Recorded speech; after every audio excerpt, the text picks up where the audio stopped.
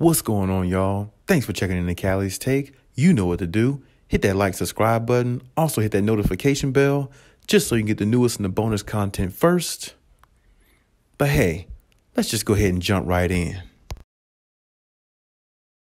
You know, here lately you've been hearing me talk about, some people taking jabs at the Clippers and, coming at them the wrong way, talking bad about them. It's okay. It's definitely,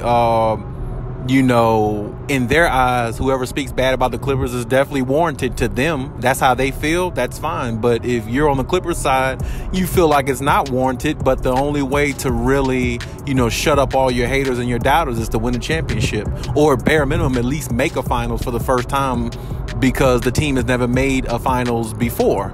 So, that with all that being said, that's pretty much where the basis of it is, and this is something that the Clippers should expect throughout this season. You're going to have a lot of NBA analysts and a lot of people speak out of term in regards to the Clippers, especially a la Shannon Sharp, on Undisputed, because he doesn't want to see nobody override or succeed LeBron James in any type of way. And Kawhi definitely has an opportunity to do that, because not only he's on a team that can win a championship that can give him his third championship, that means he's only 2 championships behind LeBron James as of right now, and he still has time to catch him, up in championships. Not saying that he will, not saying that he won't, but he has time. And regardless of him individually, the Clippers as a team has time to win a championship now. And if they can possibly keep most of their players after this upcoming season, going into the following season, if they win the championship, they have possible opportunity to win another one again, because this team is definitely built to win a championship. Look at them on paper. They're definitely one of the most stout teams that you look at on paper and in the NBA. So with that being said, it's a real situation that the Clippers are in, because a lot of people are saying that they are the favorites to win, or one of the favorites to win. But there's a lot of people, there's a lot of naysayers as well, because they don't want to see the Clippers succeed, because the Clippers have a better opportunity than the Lakers. And that's not what a lot of people want to hear, not what a lot of people want to see. So if that's the case, and that's the notion, which that's what it is from what you're seeing on the sites and the daily news that comes out about the NBA, especially in regards to both LA teams, then the Clippers have to live with that. But the Clippers also are living with it, are going to have to live with it and deal with it throughout the season, because they need to expect this to happen, because these naysayers speak loud against the Clippers. They don't speak quietly. And something, as quiet as Kawhi Leonard is, and the demeanor that he has, I really can't see how people disrespect him as a person. The guy doesn't do anything. He doesn't speak to anybody. He doesn't, say anything out the way to anybody. He doesn't even get rowdy or jump up when he dunks on somebody and puts them, in a poster. He doesn't even do that. You know what I'm saying? So I don't even see how people can even hate on Kawhi Leonard, honestly, but they find ways to do it. So, if they think it's warranted, then, hey, that's their opinion. They think it's warranted. 100% fine. But in the end, the Clippers have an opportunity to have the last laugh, and we will see if they're able to do so, because this year will definitely tell it all. I said before, this is their year to win it, or at least bare minimum make the finals, because they've been together 4 seasons and there hasn't been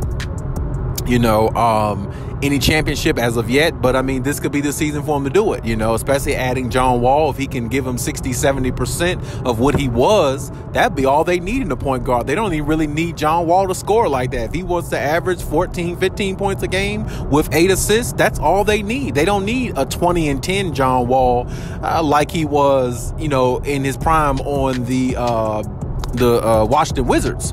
So, if they could just get, 15-8 out of John Wall, whenever, that's if he's acclimated in the starting lineup. He might be coming off the bench, depending on how Ty Lue chooses to use him, because, John Wall is not where he needs to be physically and all that right now.